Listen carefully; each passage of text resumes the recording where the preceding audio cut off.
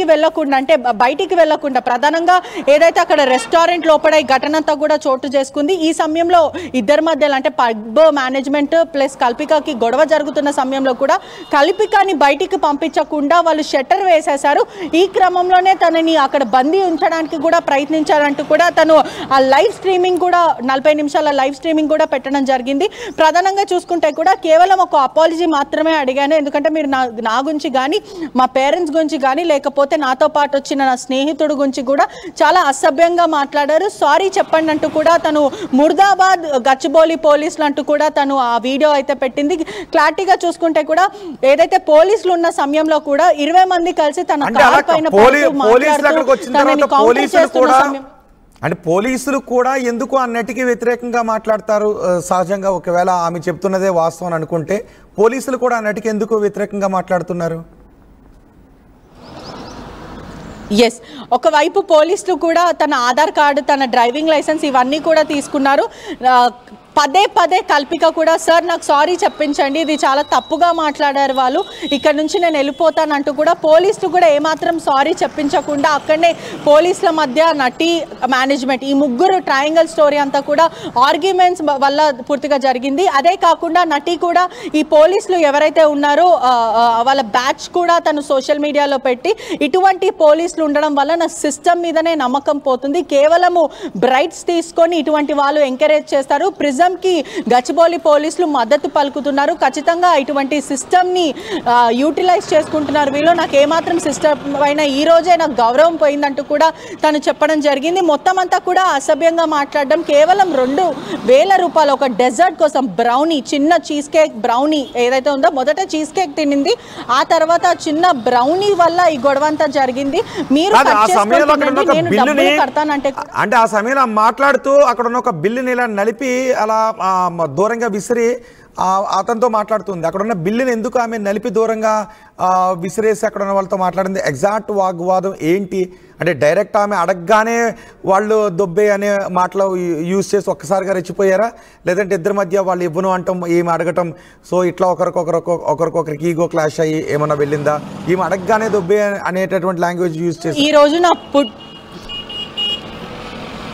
మొదట వాళ్ళు తను నా బర్త్డే ఉంది ఇవాళ నేను బిల్ చేశాను కదా, యూజువలీ బర్త్డేస్ ఉన్న వాళ్ళకి కాంప్లిమెంటరీ కేక్ అన్న ఒక డెజర్ట్ చిన్న డెజర్ట్ ఇస్తారు కదా, మీరు ప్రొవైడ్ చేస్తున్నారంటే లేదు మా దగ్గర రూల్స్ అండ్ పాలసీస్ లేవు ఇటువంటివి ప్రొవైడ్ చేయాలని. స్టిల్ నేను ఒకసారి మేనేజర్తో చెక్ ఆన్ చేస్తానంటూ కూడా ఆ వెయిటర్ వెళ్ళి అడగడం జరిగింది. దాని తర్వాత తిరిగి వచ్చాడు, మేము అటువంటివి ఏం ప్రొవైడ్ చేయము అంటూ చెప్పుకుంటూ వచ్చారు. ఆ తర్వాత మళ్ళీ ఒక బ్రౌనీ కేక్ తెచ్చి ఈ కేక్ మీకు మేము ప్రొవైడ్ చేస్తున్నాం మళ్ళీ మీరే బిల్లు కట్టండి అంటే తను మీరు ఫ్రీగా ఇస్తారా అంటే ప్రధానంగా మీరు కాంప్లిమెంటరీగా ఇస్తారా అంటే మేము ఇవ్వము అని చెప్పారు. ఆ తర్వాత మళ్ళీ వీళ్ళు కేక్ తెచ్చిచ్చి ఇదిగో కేక్ మీరు అడిగారు కదా తీసుకోండి అని చెప్పారు. ఈ క్రమంలోనే ఓకే దీనికి బిల్లా అంటే అవును దీనికి బిల్లే అంటే సరే మీరు తినండి ఈ బిల్లు నేను పే చేస్తాను మీరు కట్ చేసుకోండి అంటూ కూడా తను చెప్పడం జరిగింది. ఈ క్రమంలోనే నువ్వేంటి మాకు కేక్ ఇచ్చేది బిల్లు కట్టి ఇక్కడ నుంచి వెళ్ళిపో అంటూ కూడా వల్గర్ లాంగ్వేజ్ యూజ్ చేసి తనని అబ్యూస్ చేశారంటూ కూడా కల్పిక ఆరోపిస్తున్న పరిస్థితి. ఇదే కాకుండా ఆ 40 minutes డ్యూరేషన్ అంతా చూస్తే కూడా లాస్ట్కి ఎక్కడైతే ఓనర్స్ అందరు కూడా ఇన్వాల్వ్మెంట్ అయ్యారు, ఎవరైతే ప్రిజం పబ్ మేనేజ్మెంట్ ఓనర్ ప్రణీత్తో పాటు ఆంటోనీ అనే వ్యక్తి కూడా ఆ మహిళ మీద దుర్భాషలాడుతూ ఒకవైపు నువ్వు అమ్మకే పుట్టావా, నువ్వు అసలు ఒక అమ్మ కడుపులోనే పుట్టావంటూ కూడా ఇలా దుర్భాషలాడుతూ తనని మాట్లాడడం, నువ్వు వేసుకున్న బట్టలు ఏంటి అంటూ కూడా విమెన్ ఆబ్జెక్టిఫై చేసి మాట్లాడడం. అదే కాకుండా ఇటువంటి అర్ధరాత్రి ఈ నైట్ టైంలో ఎవరైనా పబ్కి వస్తారంటే పబ్ నిర్వాహకులే ఇలా మాట్లాడుతూ ఉంటే జనాలు పబ్కి వస్తారా? ఒకవేళ నిజంగా వాళ్ళకి నిర్వాహకులకి అమ్మాయిలు రాకూడదు అని అలాంటిది ఏమైనా ఉంటే ఖచ్చితంగా వాళ్ళు ప్రిజంలో బోర్డు పెట్టుకోవాలి అమ్మాయిలు రాకూడదు అంటూ. ఇటువంటి దుర్భాషలు ఆడుతూ ఒక ఉమెన్ ఐడెంటిటీ కానీ తన స్టాండర్డ్స్ని లో చేస్తూ ఒక 20 మంది ముందు తన కార్ని ఎన్కౌంటర్ చేస్తూ అసభ్యంగా మాట్లాడారు. ఖచ్చితంగా నాకు న్యాయం జరగాలంటూ కూడా తను ప్రశ్నించింది. ఆ లైవ్ స్ట్రీమింగ్ అంతా కూడా నిర్వాహకులు ఇదే కాకుండా గతంలో కూడా అనేక సార్లు పలువురు మహిళలు మాట్లాడడం జరిగింది. పలు మహిళలు కూడా సోషల్ మీడియాలో రీల్స్ పెట్టి ప్రిజం నిర్వాహకులు దుర్భాషలు ఆడతారు, వాళ్ళు ఎవరైతే కస్టమర్స్తోని చాలా ప్రాపర్గా ట్రీట్ చేయరు, ఇన్హ్యూమన్ బిహేవియర్ ఉంటుందంటూ కూడా అనేక సార్లు అనేక ప్లాట్ఫామ్స్ పైన మాట్లాడడం జరిగింది. ఈ సమయంలోనే పిఆర్ వీళ్ళు ఎవరైతే ప్రిజం నిర్వాహకుల పిఆర్ ఉంటుందో ఈ పిఆర్ కూడా వాళ్ళ ఏదైతే సోషల్ మీడియా అకౌంట్స్ కానీ ఇదంతా కూడా నెగిటివ్ కామెంట్స్తో నింపేస్తారంటూ కూడా సమాచారం తెలుస్తుంది. గతంలో కూడా వీళ్ళు ఆర్టీవీ పైన దాడి చేశారు, ఆర్టీవీ లైట్ కూడా పగలకొట్టారు. ఏదైతే ఒక ఇష్యూ ఎప్పుడు హైదరాబాద్లో జరిగిన కాల్పుల కలకలం ఎక్కడైతే ప్రిజంలో జరిగిందో ఒక పోలీస్ ఆఫీసర్ మరి ప్రిజం మేనేజ్మెంట్ని ఒక ఇంటర్నేషనల్ క్రిమినల్ షూట్ చేశారో ఈ క్రమంలో మనం ఏదైతే ఆ ఇష్యూని ప్రొజెక్ట్ చేసే ప్రయత్నంలో న్యూస్ని కవర్ చేసే ప్రయత్నంలో కూడా వీళ్ళు ఆర్టీవీ మైక్ని కానీ లేదంటే లైట్ని పగలగొట్టే ప్రయత్నం కూడా చేశారు. అంటే గతంలో కూడా ప్రిజం గురించి ఎక్కడ రానిచ్చే ప్రయత్నం చేయరు, ఎక్కడ కూడా ప్రిజం గురించి ఎవరు ఎక్కడ మాట్లాడినా కూడా వీళ్ళ పిఆర్ టీం అంతా కూడా రంగంలో దిగి నెగిటివ్ కామెంట్స్ పెట్టడం. అదే కాకుండా వీళ్ళు ఎవరికి ఎక్కడక్కడ పోలీసులను కూడా వ్యవస్థను కూడా మేనేజ్ చేస్తున్నారు. మొత్తం మీద కూడా ఒక మాఫియా లాగా చెలరేగిపోతున్నారు. కస్టమర్స్ పట్ల కూడా అసభ్యంగా ప్రవర్తిస్తూ కస్టమర్స్ని ట్రీట్ చేసే విధానం కూడా లేదు. ఇక్కడ ఉన్న మేనేజ్మెంట్ అంతా కూడా దురుసుగా ప్రవర్తిస్తుంది అంటూ కూడా కల్పిక ఆరోపిస్తున్న సిచ్యువేషన్. రైట్ బెటర్ పోనీ ఇప్పటికైనా పోలీసులు కేసులు ఏమైనా నమోదు చేశారా? ఇప్పటి వరకు కూడా పోలీసులు కేసు నమోదు చేయని పరిస్థితి కనిపిస్తుంది. పోలీసులు కూడా అంటే గచ్చిబౌలి పోలీసులు స్వయంగా అక్కడనే ఉన్నారు.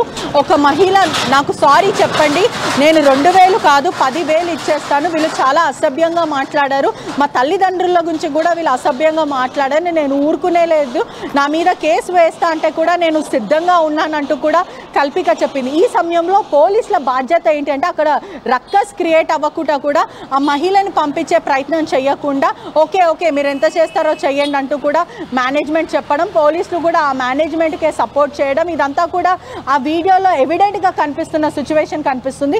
అక్కడ చూస్తున్న జనాలు కూడా కమెంట్స్ చేసిన పరిస్థితి, ఏంటి పోలీసులు ఒక పబ్ నిర్వాహకులకి ఇంతగా సపోర్ట్ చేయడం ఏంటి, మీరు లంచాలు తీసుకున్నారంటూ కూడా ప్రజలు కమెంట్స్ పెట్టిన సిచ్యువేషన్. ఇదంతా కూడా కల్పిక తన సబ్స్క్రైబ్ ఏదైతే ఇన్స్టాగ్రామ్ సబ్స్క్రైబ్ ప్రైవేట్ కొంచెం తనకి సబ్స్క్రైబ్ చేసుకున్న ఛానల్ ద్వారానే ఎవరైనా చూడగలుగుతారు. పూర్తిగా కూడా ఈ 40 నిమిషాల వీడియో అంతా కూడా తను క్లారిటీగా రికార్డ్ చేసి ఎవరెవరు మాట్లాడుతున్నారు, తనేం మాట్లాడుతుంది, పోలీసులు ఏం మాట్లాడుతున్నారు, ఈ ఘర్షణ అంతా కూడా 40 మినిట్స్ రికార్డ్ అయింది.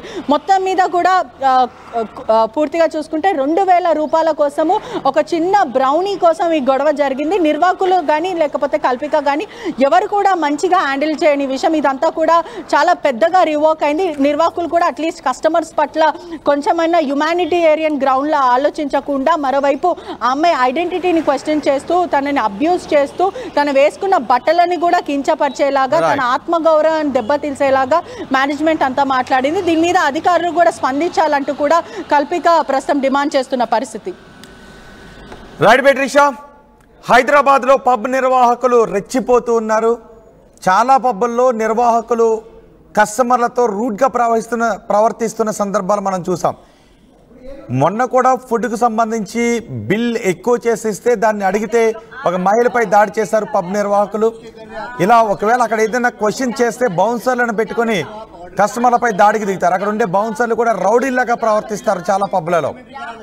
హైదరాబాద్లో ఇప్పుడు మన బేబీలాన్ పబ్ ఘటన మరొక ముందే ఇప్పుడు నటి కల్పన ప్రిజం పబ్